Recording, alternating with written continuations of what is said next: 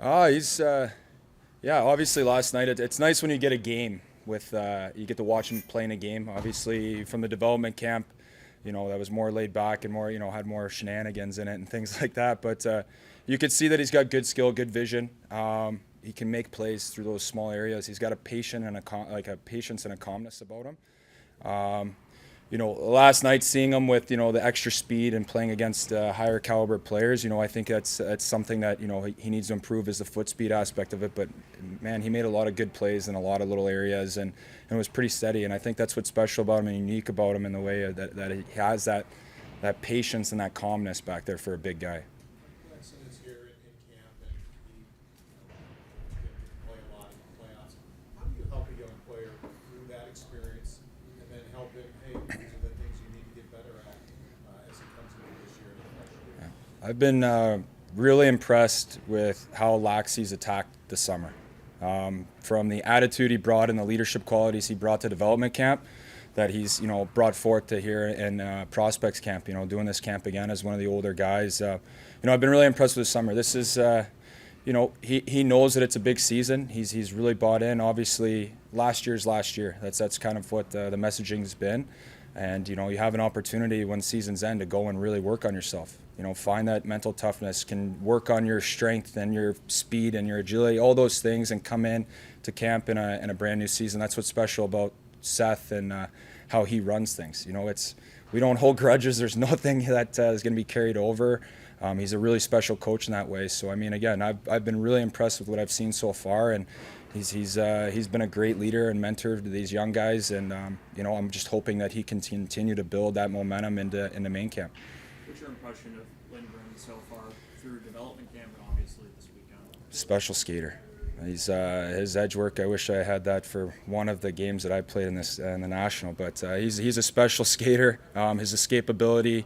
I just think again, it's when you get up and every time you move a different level, you get a little bit higher. Your time and space. It doesn't matter how good you can escape in junior. You're going to have that extra time.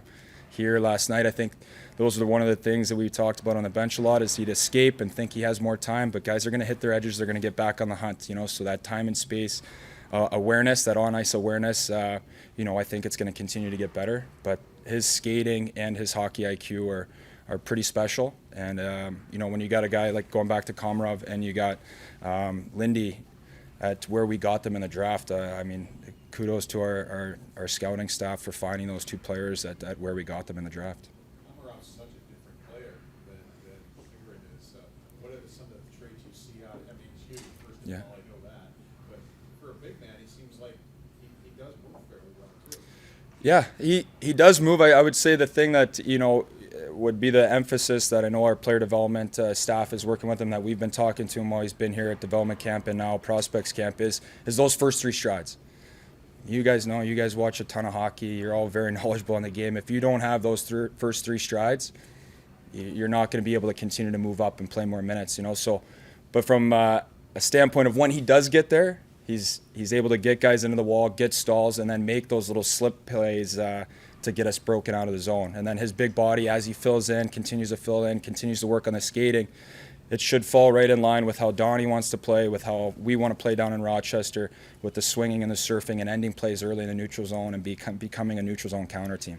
What are you seeing out of Weissbach? I know he's coaching up a lot of guys on ice and kind of embracing that veteran role here. I feel like I know Wisey's an older guy. I feel like he's grown up a ton from where he started last training camp with him to now, like the maturing process, the understanding of the pro game.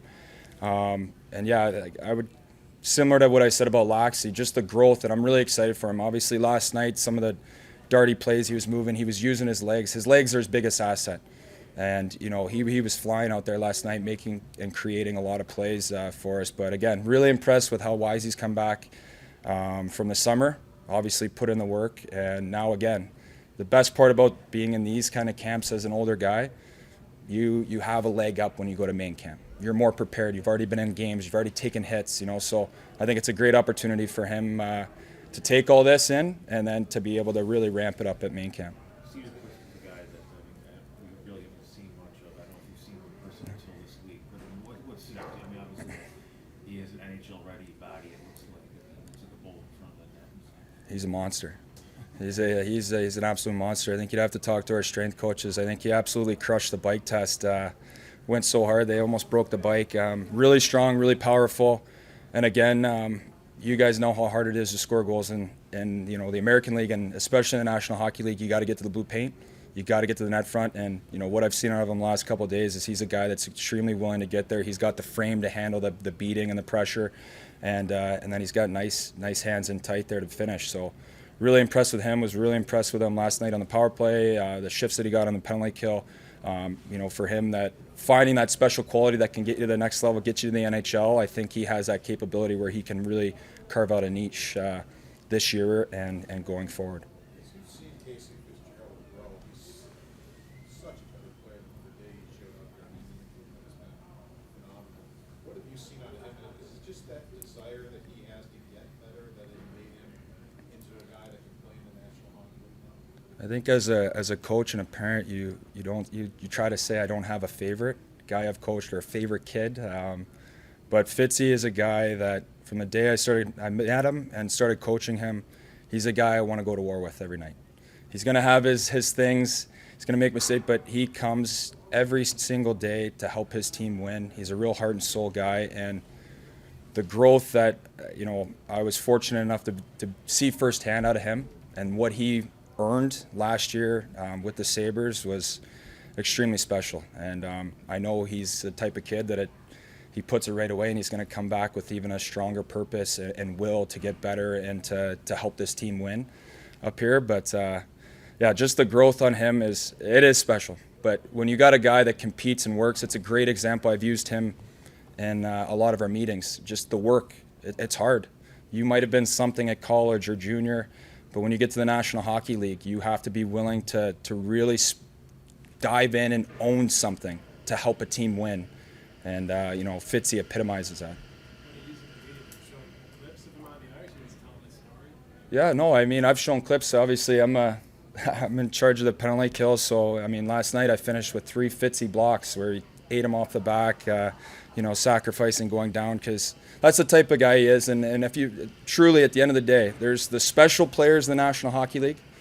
Then there's the good players in that. And then there's the guys that scratch and claw and unwilling to go away, that are going to find a way to make it and make an impact and help teams win. And those are the special players. That's a special player. That's what Fitzy is. And a lot of these guys in here, yes, we have really talented players, but there's really special players already in Buffalo. So for you to make it, you've got to do something uncharacteristic to what you've been doing before. You've got to push and you've got to find a way to help the team win. And, again, I know it's a lot about Fitzy, and I'm sure we'll be hearing about it, but I think he's one of those guys that epitomizes it, and obviously that's what, now he's kind of involved in the culture, and that's the whole group involved, obviously from Donnie, Kevin, all those guys down. Like, they've created a good culture of guys that want to be here, want to work, and have fun and get better. He came to the AHL and he kind of made himself as an offensive guy, but I mean, it was surprising when he set out last year. Did that sting him? I mean, did he take it to heart, I guess, that he was at a crossroads already, maybe? Yeah, I mean, everyone wants to play. He's a guy that's 40, 50-point guy in the American Hockey League. And it was a tough decision. I think, again, the way he approached it and he attacked it, and then when he came back in the playoffs and the way he played in the games that he played, really showed a lot of growth in a short amount of time. It hurts. Everyone wants to play, especially in the playoffs and the special run that we went on there. But he didn't mope. He didn't pout. He didn't go away. He attacked the extra workouts. He attacked extra skates. He was involved in the locker room after every win, and he really found a way to break through that. And when he came in, was a special player again. He was but again with Laxey, it's yes, you're an extremely gifted offensive defenseman. Well, again, you've got to be realistic. Owen Power, Darlene, so now you have to find ways to get there, and I think that's what his growth has been. He understands that he has to be a puck-moving defenseman, go in, get stalls, break pucks out, be a great neutral zone counter player, where he can get back to those pucks, rip it, find the open man, jump up in the seam, create secondary offense, and again, that's what I feel like his mindset's been coming back.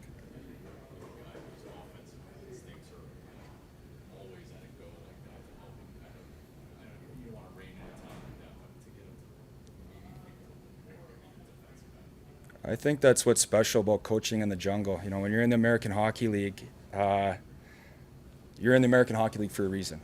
There's something that you need to do to get better. You need more time to develop.